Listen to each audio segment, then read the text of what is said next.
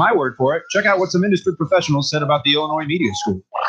Tom Waddle, ESPN 1000. Don't waste another minute in a career you don't love. You can be the next great announcer, DJ, producer, or TV reporter. You'll learn key skills from industry pros while working with professional equipment on air and behind the scenes. Still need to keep the 9-to-5 job? Their flexible class schedules can work around any schedule. Short on cash? They have very affordable tuition and financial aid for those who qualify. You'll have access to amazing internships and job placement assistance when you graduate at top radio and TV stations like ESPN. Learn more at beonair.com/Chicago Sports. That's beonair.com/Chicago Sports. Wrestling, ladies and gentlemen, this is the countdown to Super Showdown. The Rising Feminist Wrestling Show is here covering New Japan, Impact Wrestling, Ring of Honor, Lucha Underground, and WWE, especially with Evolution and Super Showdown right around the corner. It is all about the truth when it comes to promos, wrestling, and the wrestlers even when they botch. The Rising Feminist Wrestling Show is not about the highlights, it is about the facts when it comes to professional wrestling. So come join me, Becky, aka The Feminist Wrestling, every Friday from 12 to 2 on Chicago Sports Radio. John Leonard would like to report. October 6th, Conor McGregor returns to fight undefeated Phenom Khabib Nurmagomedov in Vegas. Will Conor reclaim the lightweight title with a savage knockout, or will Khabib take apart the former champion on the ground and break his will? For all updates on this, predictions for every UFC, Bellator, PFL, LFA, and Invicta FC, plus the most coverage of regional MMA than anywhere else. Listen live Tuesday at 12 p.m. only on ChicagolandSportsRadio.com. The king is back. John Leonard would like to report. November 3rd, the UFC heavyweight title is on the line when champion Daniel D.C. Cormier defends against Derek Lewis, who is coming off a huge knockout at UFC 229 this month. This is as personal as a fight gets. Just ask the Black Keys why. Who disrespect that Popeye's chicken on the commercial? For everything leading up to this fight, check out the most action-packed hour on ChicagolandSportsRadio.com. The Fight Report Tuesday at 12 p.m. He said it. Next time on the Backstage Hawks. With Corey Crawford back in net, how relevant will the Blackhawks be? Woo! Did the team finally fix their defensive shortcomings? I'm in danger. And will the offense remain red hot? Tune in to the Backstage Hawks with James Hicks III for everything Blackhawks. Tuesdays from 11 to noon on ChicagolandSportsRadio.com.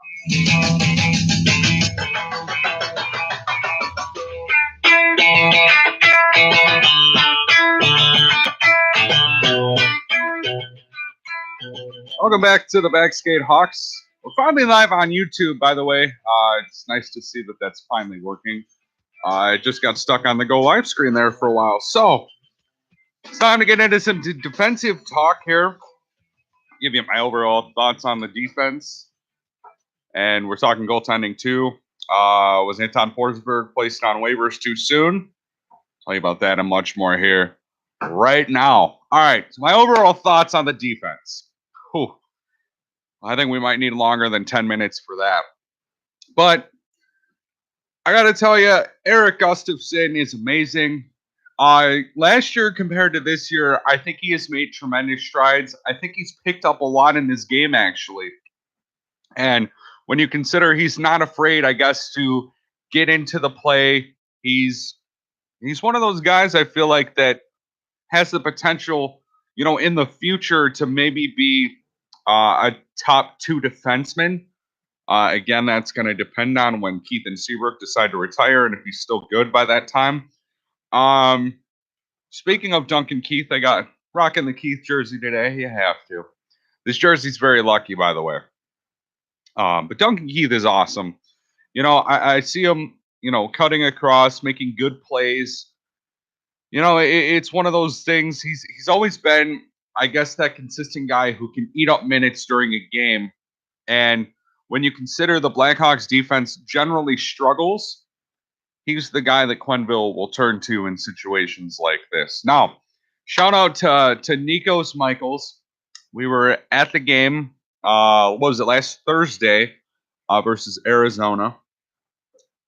And he came up with the phrase and coined it, "Give me Liberty or give me Seabrook," which made me laugh.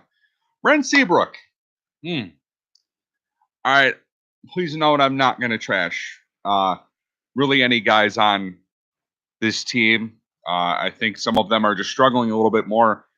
Brent Seabrook, if he could get consistent and not turn the puck over as much, I feel like he would be, another guy that Quenneville might turn to, even though he already is that guy, let's be honest.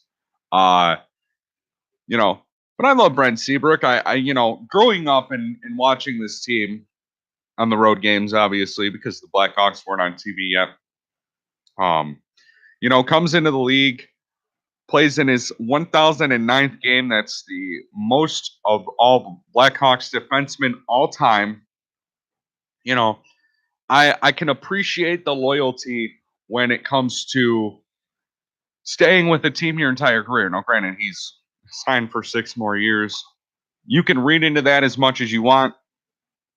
At 30-something years old, that's a steep contract, and I just again, if he can get to that point where he stops turning the puck over, all will be fine, and that goes for any Blackhawks defenseman, for that matter. Now for the other ones, should Q consider putting traffic cones on the ice? And my answer is yes. I know some of these guys are brand new. Brandon Davidson, I'm going to go ahead and exclude from that. He hasn't played nearly of all 8 games. So, he's one of those guys who's trying to, get adapted. Also doing very well. In my opinion, he's smart with the puck and everything like that. Brandon Manning, on the other hand, I'm not too high on Brandon Manning. I got to be honest with you. He's one of those guys that's like, meh. When the Blackhawks were making all these signings, when they brought in Manning, they brought in, they did bring back Kruger, but that was via a trade. But Kunitz, Manning, brought in Davidson, you brought in Cam Ward. I was like, they had a real opportunity. After they decided to trade Marian Hossa and Vinny Hinostroza, those contracts to Arizona, they had a real opportunity to sign a top 4 defenseman. They did not do that. They signed an okay defenseman, and in my opinion, Brandon Manning's okay. He's not terrible, but he's not great either. Davidson, I guess you could say, is the same way. I haven't seen enough from him yet. And I think I speak for a lot of Blackhawks fans when I say I haven't seen a lot of them yet. You go out in the draft, you sign Adam Boquist, who unfortunately is not NHL ready, but I'm willing to wait 2 to 3 years for that to happen. Now, what has got to change for this defense to be good? Again, don't want to state the obvious, but you have to get better in your own zone. And you also can't allow, on average, 37 shots a game. That's 30th in the NHL out of 31 teams. The other night, you get outshot 33-3 in the second period against the Tampa Bay Lightning. First time in NHL history that has ever happened. Granted, you can't be taking stupid penalties either. But that's some of the things that have to change. And the Blackhawks team as a whole will not go anywhere until they solidify the blue line. It just can't happen. I hate to sound like a dad here, but you know how they always say defense wins championships. In hockey, it's defense and goaltending win championships. And we'll get into goaltending here in a second. But I just feel like there's a lot of work to do on that back end. Don't hold your breath for a Stanley Cup this season. All I'm going to say. They have the potential to do very well. I think if they... Here's my thing, and I said this before the season even started. As long as they come out and play competitive every game, I could care less if they win or lose. Couple of losses in overtime when they lost to Minnesota, when they lost to Toronto. Those were hard fought games. And now, granted, Minnesota was a little bit of a different story than Toronto. Only the fact of, you scored to force overtime. You blew a 2-0 lead in the game, but you scored to at least get a point. And that's all I can really ask for. As long as I'm seeing a serious effort from these players, that are on the ice night in and night out, I cannot complain. And neither can any other Blackhawks fan. I'm pretty sure I speak for any NHL fan when I say I want my team to be competitive. But all right, let's go ahead and let's talk goaltending. Anton Forsberg was put on waivers yesterday. Looking to see if anybody did claim him, because if they did not, he's going to the Rockford Ice Hogs. I got to be honest with you, I feel like it's too soon to even consider, putting your backup goaltender, backup to your backup, whatever you want to call it, on waivers. Corey Crawford just came back from not playing for 10 months with that concussion. Any sort of wrong hit to the head, whether it's goalie interference, whether he takes a puck up high, could potentially mean his season. Now granted, he's playing very well. And if the defense, and this goes for any goalie on the Blackhawks, if the defense solidifies itself, things are going to be great. But I just feel like it's a bit too soon to be exposing one of the goalies in your system to waivers after so many injuries have occurred so far with goaltenders in the NHL. Jonathan Quick just came back for the Los Angeles Kings. No word if he's going to stay healthy. You got the Crawford injury as well. Roberto Luongo is going to still be out for a little bit. He's on IR. I'm trying to remember what it's for. I think it might be a groin injury. But Corey Schneider's still out for New Jersey. You have Keith Kincaid in net. Shout out to KK. Love that guy. I don't know. I feel like it's too soon. I kind of wish they would have played with three goalies. And if they are to make any trades, here's what I would trade for. Got to trade for another scorer, a depth scorer. Trade for a top 4 defenseman. Look and hear me out on this. I'm okay with giving up prospects if you're willing to go ahead and I don't know, get something for it. That being said, that's going to be all the time we have left for this segment. When we come back, I realize I'm slacking here. We're going to do an Anaheim preview, and then we'll talk about other games this week here on the Backskate Hawks, ChicagolandSportsRadio.com. Chicagoland Sports Radio Sports Update.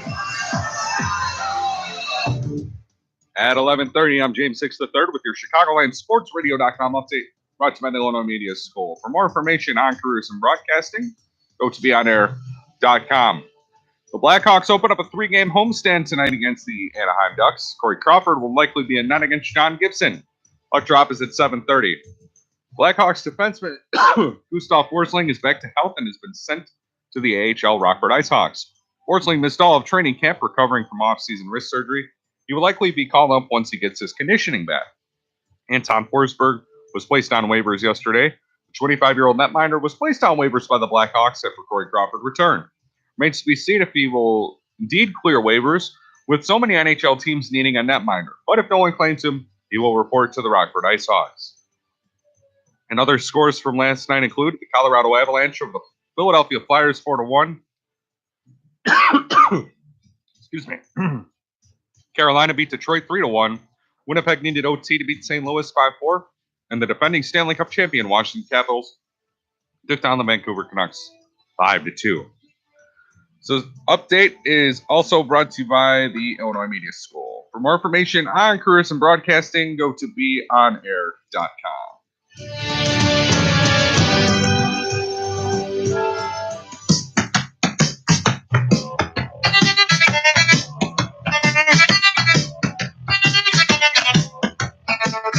Right, welcome back to the Backskate Hawks. I decided yeah, we might as well just do that. See if we can get. I figure I might as well just do that next segment. So we're not going to do the preview yet. We're going to go ahead and do on this day in history or sports, whatever. If I get this stupid thing to load. Yeah, so again, I hope you're enjoying the show. Let's see here. No, come on. Thank you. All right. In 1921, the Green Bay Packers played their first NFL game, 7-6 win over Minneapolis. In 1923, Babe Ruth made a postseason exhibition appearance in a Giants uniform. How about that? I didn't even know they could do that. I gotta be honest with you. I didn't even think they could do that. Let's see if we can find any hockey stuff. 1945, Jackie Robinson signed a Montreal Royal contract. That's baseball. For those of you who may not know.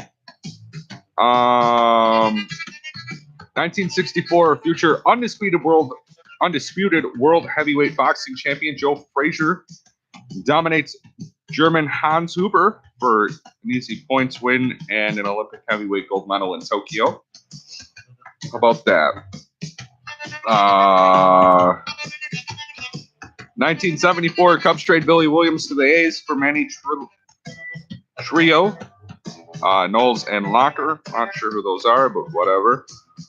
1988, Boston Celtics play Spain in Madrid.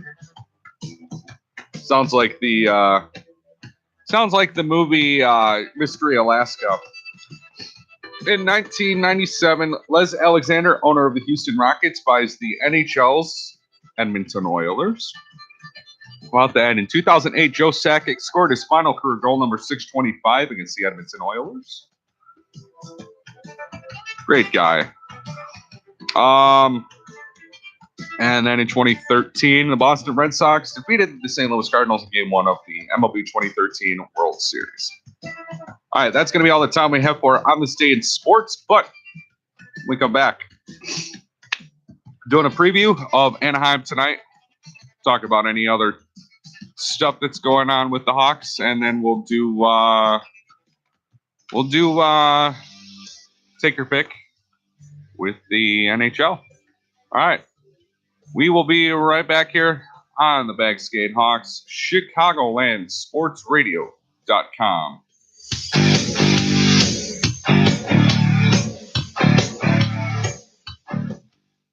Hey, sports fans, Paulie C here, and this is a recap of what you missed last week on the Fans Corner. He's been literally the king of Eastern Conference for almost a decade, and the now only reason to watch the Eastern Conference. Basically, and now if he goes over, we're assuming he's going to go over the Western Conference, right, for the first time in his career. And then at that point, you realize what that does to the NBA. You put him in the West, you might as well just take the Eastern Conference and fold it. So please join us on Friday afternoons from 2 to 4 p.m. on ChicagolandSportsRadio.com. Next time on the Backskate Hawks. With Corey Crawford back in net, how relevant will the Blackhawks be? Woo! Did the team finally fix their defensive shortcomings? I'm in danger. And will the offense remain red hot? Tune in to the Backskate Hawks with James Hicks III for everything Blackhawks. Tuesdays from 11 to noon on ChicagolandSportsRadio.com. Time to kick off your career in radio or TV broadcasting at the Illinois Media School's downtown Chicago campus. Call us at 312-884-8000 or visit 530 South State Street to learn how you can make your dreams of being on television and radio a reality. Don't take my word for it. Check out what some industry professionals said about the Illinois Media School. Jonathan Hood, ESPN 1000. People often ask me, Hoodie, how can I be a sports radio guy like you? I tell them it takes drive and determination, and you need to learn how it all works. You can learn to be a sports talk show host, a producer, do play-by-play, and shoot and edit video. You'll have a chance to get internships at stations where you can tap into the knowledge of industry pros. With job placement assistance, you can start your new career in 1 year. It's a great school to get the hands-on training you need for a broadcasting career, doing what you love. They have affordable tuition and financial aid for those who qualify. So don't waste another minute. Go to beonair.com/Chicago Sports. That's beonair.com/Chicago Sports. It's a great time to be a sports fan in Chicago. The Bears have wrapped up OTAs. We're less than 2 weeks away from the NBA draft, and the Cubs and Sox are well into their seasons. On Second City Sports, we break down and analyze all the latest breaking news and notes from across the sports landscape. So join Jay Pfeiffer and Lakina McGee every Thursday from 12 to 2 p.m. only on ChicagolandSportsRadio.com, where it's not just sports, it's a way of life. So you want to be in broadcasting, but you don't know where to start? Illinois Media School is a great beginning. If you want to work in front of the camera or mic or behind the scenes, IMS will help you prepare for a career in broadcasting in just 8 months. And financial aid is available for those who qualify. So what are you waiting for? Call the Illinois Media School at 312-884-8000, 312-884-8000, or visit the website at beonair.com. Nothing moves the blob. At the end of the day, where do you expect the Cubs to be is the best question. I expect to be in the World Series. I said this before the 40th start. You weren't here yet, but when I made my prediction for the Cubs, I expect to be in the World Series and lose to Yankees in 6. Give me a break. WORK. They got you if you believed into it. If you bought into it this long, they got you. The Bob Show with Cedric Farrell and Elijah Richardson, Wednesdays from 10 a.m. to 12 p.m. only on ChicagolandSportsRadio.com. I'm not only on that bandwagon, I'm driving that bandwagon, and we're not stopping until we get to Cooperstown. Hey, Steve, did you catch the score of the Cubs game last night? No, actually, I didn't. You need to tune in to Covering the Bases on ChicagolandSportsRadio.com. Isn't that the hot new baseball show with Matt Brown and Steven Garcia? Yes, they cover the Cubs and Sox, scores, updates, and up-to-the-minute news around Major League Baseball and more. Covering the Bases this Wednesday from noon to 2 p.m. only on ChicagolandSportsRadio.com and Facebook Live. I've been in the radio and broadcasting business a long time, more than 3 decades, and I thought, if I spread my knowledge and shared what I know about the business with a lot of young minds, maybe I could get some of those people involved. And my dad talked to schools, and I thought I could do that too, and I could do it all in one place at Illinois Media School. I've been having a great time. I tell everybody I'm learning as much from the students as they learn from me. I am Eddie Volkman, and I am IMS. John Lennon with my big report. November 3rd, the UFC heavyweight title is on the line when champion Daniel D.C. Cormier defends against Derek Lewis, who is coming off a huge knockout at UFC 229 this month. This is as personal as a fight can get. Just ask the Black Beast why. Who disrespect that Popeye's chicken on the commercial? For everything leading up to this fight, check out the most active tech hour on ChicagolandSportsRadio.com. The Fight Leader for Tuesday at 12 p.m. He said it.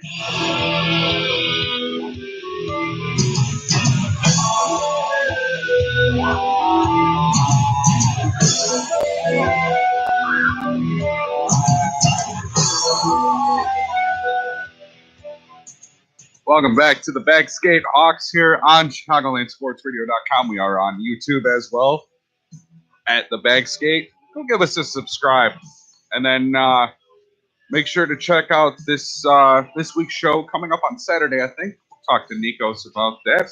He'll probably comment it on the live stream as well. Anyway, let's go ahead and let's give you a preview to tonight with the Anaheim Ducks coming in to visit the Chicago Blackhawks at the United Center. Puck drop is at 7:30. Get to the goalie matchup here in a second. But, you look at the Ducks and Blackhawks, I feel like, are very evenly matched when it comes to the standings, per se. Looks like it's going to be John Gibson against Corey Crawford. Again, for those of you who don't know, maybe you've been living under the rock. Living under a rock, rather, for the past 4 seasons. 2015, the Blackhawks met up with the Anaheim Ducks in the Western Conference Final. 2 totally different teams from back then to now. But John Gibson, 4-2-1 with a 191 goals against average, 949 save percentage. He's got 1 shutout on the year. Corey Crawford's 1-1, 2.05 goals against average, and 941 save percentage. Listen, if the Blackhawks are to continue to keep up with the rest of the almost just an NL Central, sorry, force of habit, keep up with the Central Division, they got to start winning at home. They're 1-2-1. They've taken 3 out of a possible, let's see, that's 5, so 3 out of a possible 10 points at home, if I'm not mistaken. 2, yeah, whatever it is. I'm not good at math. I never claimed to be good at math, but got to get better, honestly, at home. And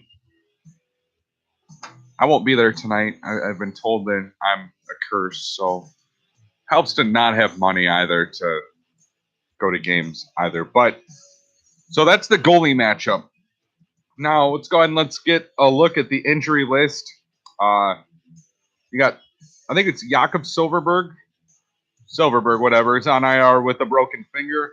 Rowney's on IR with an upper body injury. Case has a concussion. Katy Perry, aka Corey Perry, has a torn meniscus and damaged MCL.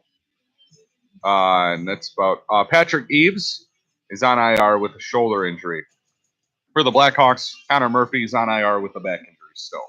Could be back in December. That's the injury list. Want to look to see on Twitter, see if we can get some line combinations for tonight. Again, Corey Crawford in net. That was actually just, what do you call it? Confirmed. Eric Lear of Blackhawks TV tweeting that out. Let's see here. We gotta get something here. Okay, this is huge news coming at 11:02 a.m.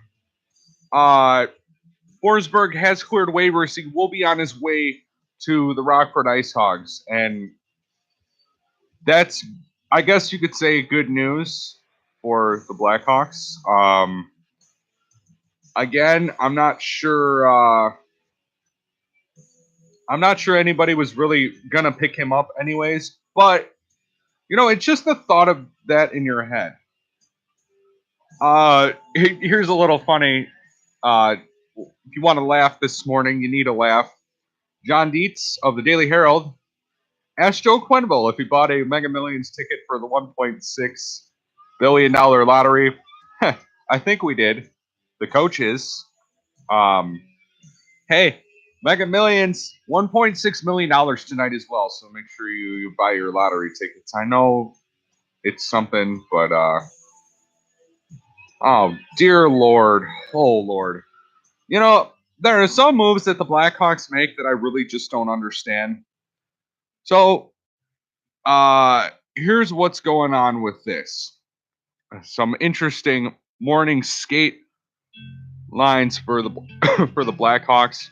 Saad is with Kane and Anisimov for God knows whatever reason why that is. Schmaltz is centering 410 in camp. Kunitz, Kruger, Hayden is the fourth line. Taze is the only one that stays the same. And then 44 minutes ago said Camp is actually centering Schmaltz in 410. I got to be honest with you. I'm not keen on these lines. I think your top 6 needs to stay the same. If you were going to make a move, I would put 410 up with Schmaltz and Kane. I think their line is a little bit better. 410's definitely got the speed to stay up with those guys. I just I'm not excited about seeing Brandon Saad in the top 6. To me, he should have been a healthy scratch on Thursday night. But where else do I go with that? On the Anaheim Ducks side, it's a little beat. They're a little beat up with Corey Perry being injured. Although, let's be honest, I feel like Anaheim and their dinosaurs. Well, I want to call them dinosaurs, but they're not really that old. But whatever. They just I don't know. It feels like they've had their star players, or what they think is star players, beat up here the last couple years. What was it? Getzlaff was hurt last year. Perry was also hurt last year. but it's one of those things they gotta get healthy. And with Patrick Eaves out too, 33 points in 41 career games against the Blackhawks.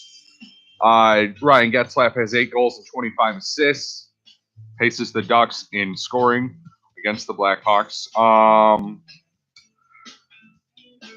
Anaheim is 7-2-1 in their last 10 against the Blackhawks, so that should be very interesting.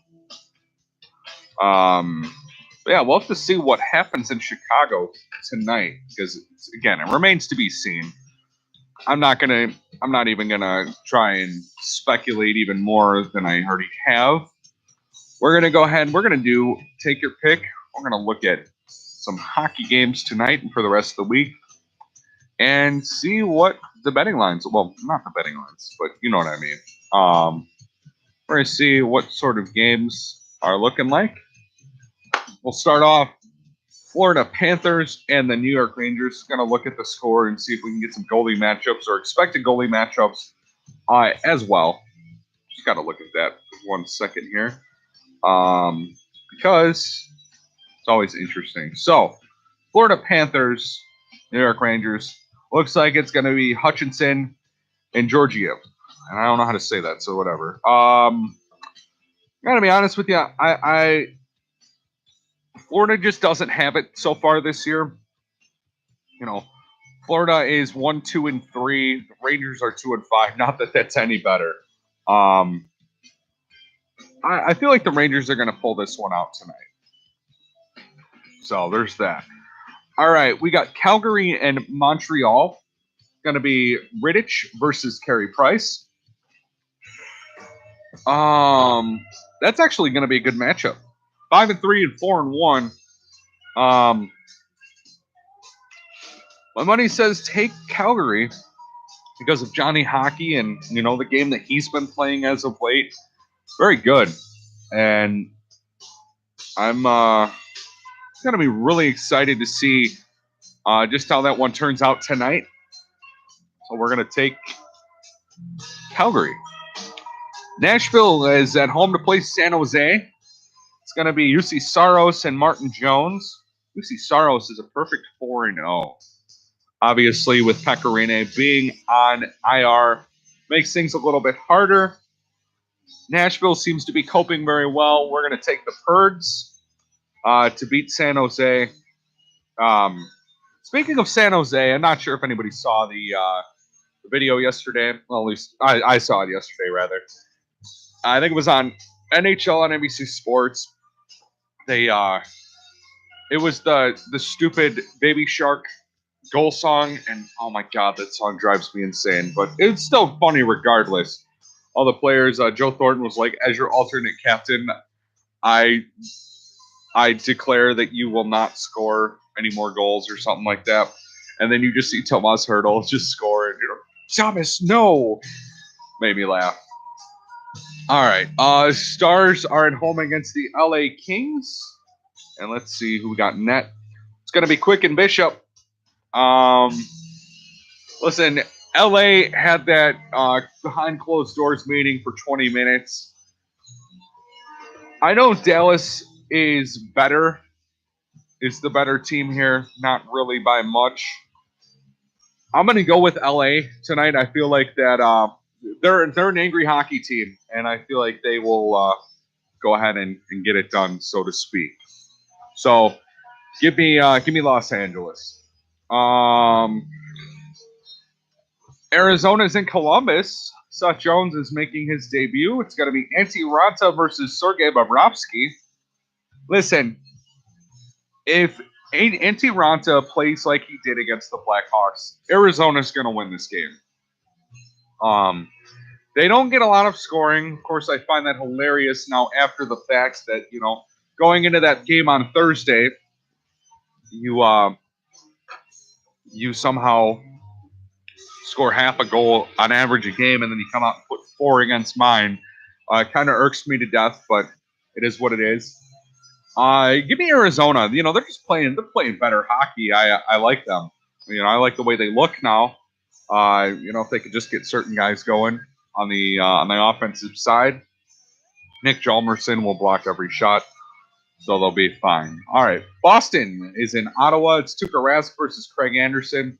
Listen, Ottawa has been taken so lightly this season by certain teams.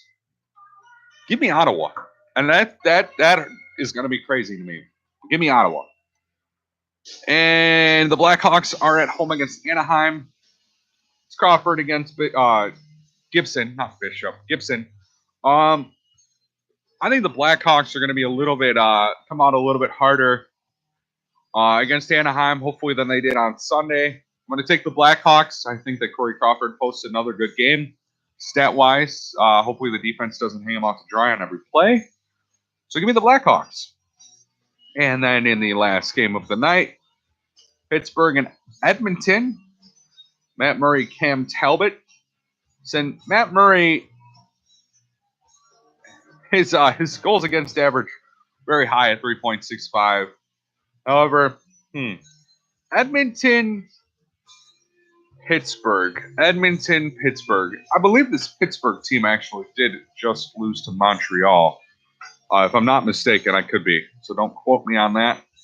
It'll be interesting to see exactly what happens with this game.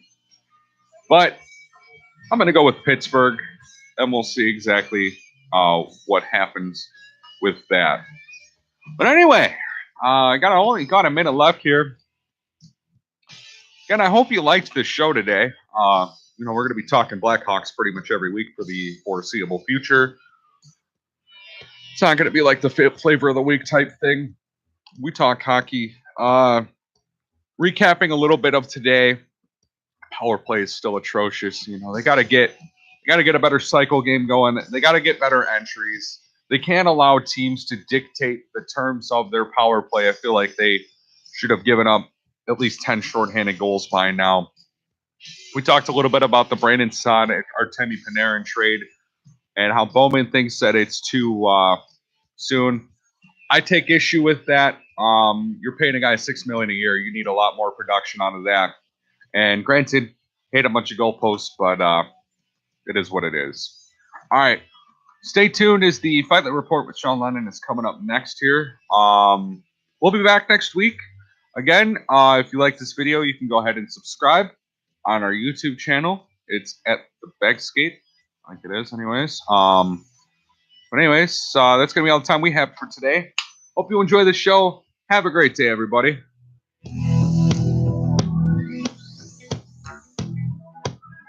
You're listening to the Bagskate Hawks with James Hicks III. Ron Gustafson back out front to bring in the jump and the save. Rebound. Gustafson open.